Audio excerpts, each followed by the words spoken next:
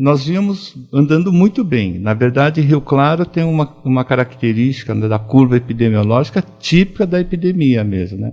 Sobe e desce, né? Então, a gente percebeu isso muito claramente. E essa redução está associada muito com o comportamento que as pessoas tomaram, né? Então, assim, houve aquele susto inicial lá para maio, a gente via as estatísticas, né? Toda vez que chegava o boletim, a gente já via, aumentou. De repente, nossa, aumentou tudo isso, e estamos exatamente nesse mesmo momento, tá? Se as coisas continuarem assim, a gente vai chegar ao equivalente a pico entre Natal e Ano Novo, né? Seria um desastre, né, para todos nós, né? A gente teve essa redução justamente porque, por causa desse susto e por causa das medidas que foram tomadas, a gente começou a distanciar, usar máscara efetivamente, a gente começou a usar álcool em gel, lavar as mãos, evitar aglomerados, né? Então, isso fez a transmissão cair, né? E a gente chegou a uma média de 10 casos por dia, que era uma situação onde estávamos sob controle. De repente, final de outubro, início de novembro, a gente começa a ver aquele aumento. Aqui aumentou. Aumentou um pouco, aumentou 2 casos, 3 casos. Nas últimas 2 semanas, a gente está quase dobrando de semana para semana. Com certeza. Tivemos dia de 84 casos nessa semana. Isso, né? 84 casos. Chegamos no primeiro semestre a 180, né? É um pouco assustador isso.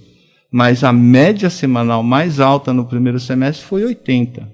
Então, em um dia, nós tivemos uma média do pior cenário no primeiro semestre. Isso realmente preocupa bastante. A gente também tem uma frequência maior nos templos religiosos, né, nesse período de preparativos para o Natal.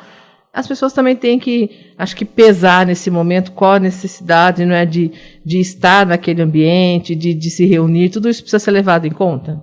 Sim, com certeza. Eu acho que a recomendação...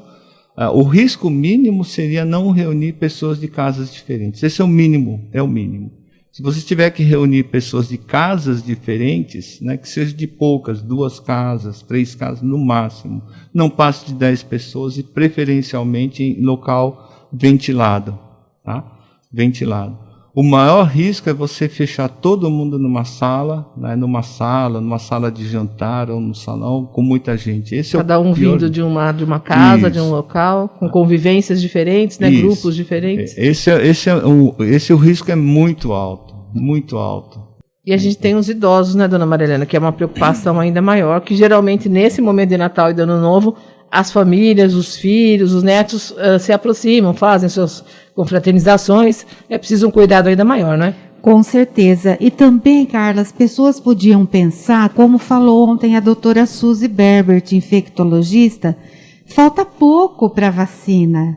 Se a gente aguentar mais 2 meses, 3 meses que seja, nós vamos estar num ambiente diferente.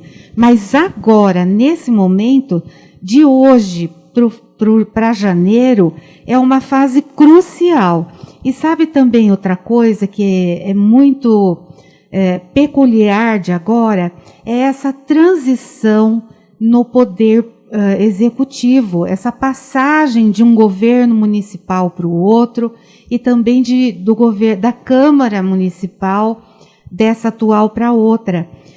Nós queremos fazer um apelo, tanto para o governo que está, como aquele que está em fase de transição, que vai assumir, que eles não poupem esforços para implementar tudo que eles puderem de meios de proteção. Que os 2 governos se juntem nesse momento, que não é fácil, mas se juntem em favor da população, porque sim, tem medidas que pertencem a eles.